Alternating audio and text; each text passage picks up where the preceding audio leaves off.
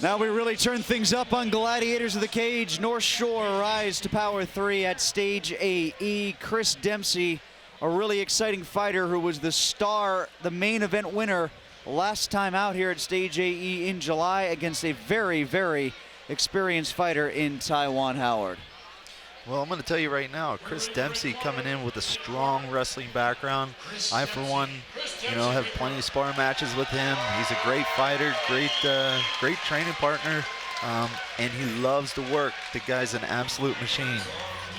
Here's some video of Dempsey the last time out, getting a victory in the feature attraction.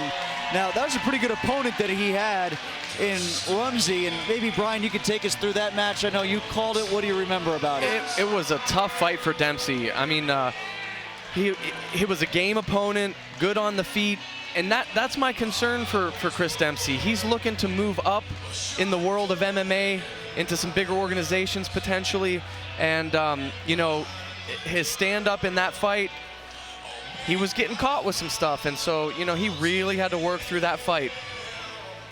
And you talk about Tiawan Howard, his opponent tonight. If there's somebody who's experienced enough to pick out a fighter's weakness, it would be him, seeing as how Tiawan is not only fighting out of Rising Dragon MMA in Ohio, he is also the owner of Rising Dragon MMA. He's 38 years old and has an 11-10 record. That's some serious experience right there. Just being a coach in itself, and a lot of people don't realize it, but I'm a coach myself, and that really does help your game because you really do have to break down everything. So as far as Tiawan, I mean, what I'm looking for is somebody who's going to come in and show a real strong strength in fundamentals. Yeah, he has what we'd probably call man strength.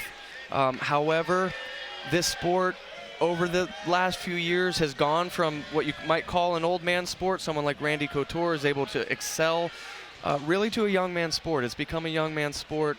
Tiawan Howard's 38 years old, and he looks like a specimen to me. I'm 37, and he's light years ahead of me. But that being said, 38 years old against a 26-year-old. That could be a big, big, big factor. Well, it's funny that you look at these two guys, and Dempsey indicates wrestling is his strongest attribute, whereas you look at what Tiawan Howard would check off of wrestling, jiu-jitsu, boxing, Muay Thai, being an all-around fighter. He leaves everything on that list as something that's a positive for him, except wrestling. So it really is a contrast in styles, is it not? Well, here's why I bring up the age also. Chris Dempsey, I saw him win a tournament, a grappling tournament, in what's called the absolute division, meaning it's all weight classes. Chris fought a high-level jiu-jitsu guy that was well over 300 pounds, and he brought it non-stop. So Chris Dempsey has a motor. Once he starts it, it's not going off. And, that we'll see if Howard can handle that level of pressure. The bearded buck giving you this bout. So you got a nurse versus an Eagle Scout in this one. We had the nuclear physicist earlier with Francis Healy, now a nurse. That's Tiawan Howard's profession. And we saw a piece at the earlier portions of our broadcast, in fact, at the outset of our broadcast, where at great length, Chris talked about what it was like to become an Eagle Scout.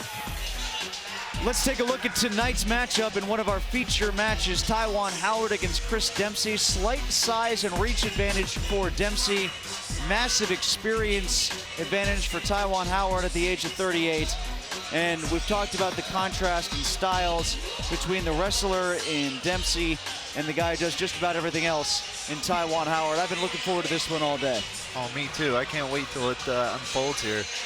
But Howard looks like he's ready to go. He's big. Boy, he's big for 38. I told you, he looks like a fire hydrant with muscles. Let's go to Dan Bogan in the center of the ring. Our next event, ladies and gentlemen, is in the professional middleweight division. First fighting out of the blue corner, standing 5 feet 8 inches tall. He weighed in at 188 pounds. He's got a reach of 68 inches. His record is 11 wins, 10 losses, fighting and representing Rising Dragon MMA from Parma, Ohio, Tiawan Iron Dragon Howard. And his opponent, fighting out of the red corner, he's 5 feet 11 inches tall, 187 pounds. with a 71-inch reach, a record of 7 wins, 1 loss, fighting and representing the Mat Factory in Lower Borough. He hails from Ambridge, Pennsylvania, Chris Dempsey.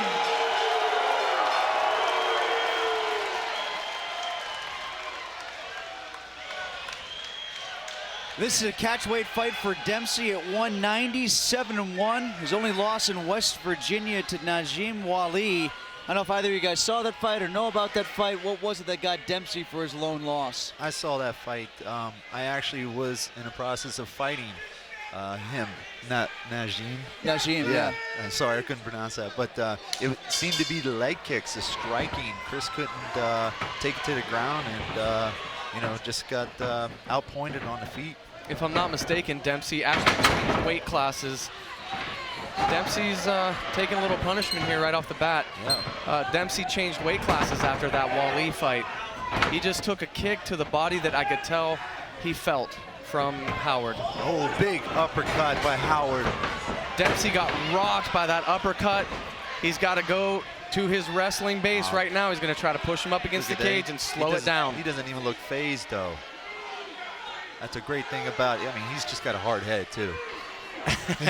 I've hit him before. It hurts. Well, everything about him is big. His hands are big. His head is big. He's a big, thick-bodied kid from Ambridge. And, yeah, this is something that I think we were expecting to see was Dempsey trying to go to use his wrestling technique.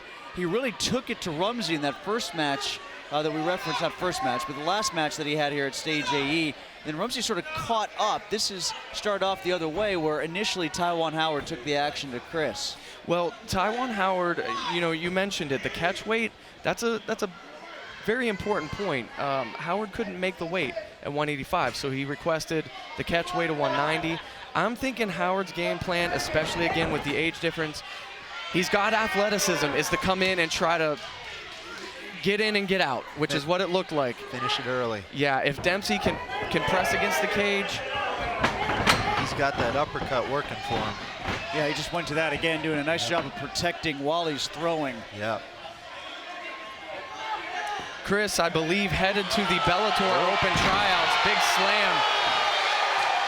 I believe Dempsey's headed to the Bellator Open tryouts next week, and stand-up, he's a lifelong wrestler, and stand-up, he's even mentioned himself it's something he's got to work on. Howard's caught him with some big shots. Oh, absolutely. That was some major punishment early on. The average Homo sapien would have been dispensed. Oh, we got a Kimura here. Howard's got a Kimura. Very bad spot for Dempsey. That was close. Yeah, Dempsey did a great job. Great scramble position. Again, wrestling's one of those things. You can decide where the fight goes, and you can control pretty much almost every position just with the scrambling techniques. I don't know if you saw the strength of Dempsey there. He had his right hook, right hand under the left leg of Howard, and Howard's right foot was just hovering over the surface of the mat for several seconds. Dempsey just had him in the air.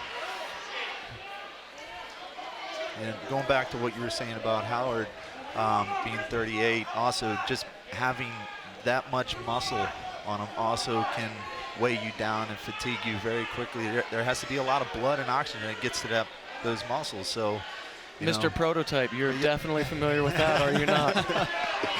I am. That's the reason why I headed to the heavyweight division. Prototype Middlestead. I see a little, I can't tell if that's like a scratch or some blood on the nose of Howard. A scrape. Dempsey's, I gotta say, I've seen Dempsey fight several times now. I believe you guys have too. This seems like his toughest test so far. Seems like Howard is more than willing to work against the cage, against the turnbuckle there, taking some oxygen, as you guys were pointing out. He was kind of taking a breath and surveying the situation there momentarily. And now Dempsey puts him back down to the mat. This is where Dempsey starts to shine, and I believe starts to get wind psychologically. When he can get in this position, he starts to feel better. This is where he wants to be for sure.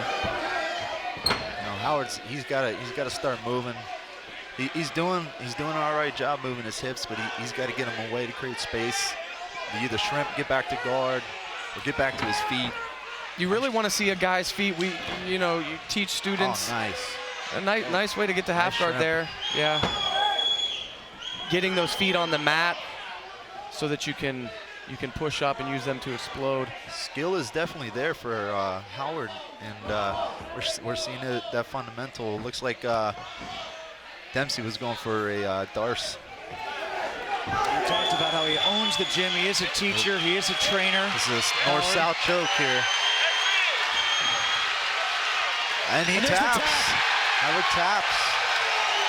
And the roof comes off of stage AE as Chris Dempsey gets a victory in front of the home folks. Ambridge is going nuts right now. Dempsey's coach is going nuts as well, saying that's what we do. I've never seen that much emotion out of Isaac Greeley. Donnie Caker there too. Donnie Caker's such a good coach. Yep. Great guy. So and that is what Dempsey does. That is what Dempsey does. He did another workman-like performance. Wasn't always pretty, but he pulled it out. Here's a look at the takedown, then we'll take a look at the tap out after that as Dempsey puts Howard to the mat. Again, we're seeing some nice control from Dempsey on top, and then he goes right to that north-south choke.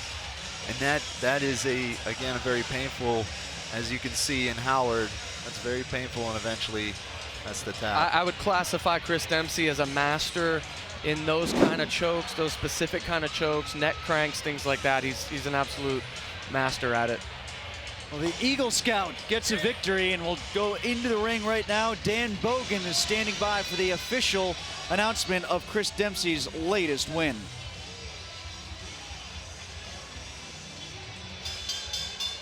Ladies and gentlemen, your winner via tap out, coming from a north-south choke, 4 minutes, 51 seconds of the first round, fighting out of the red corner, Chris Dempsey!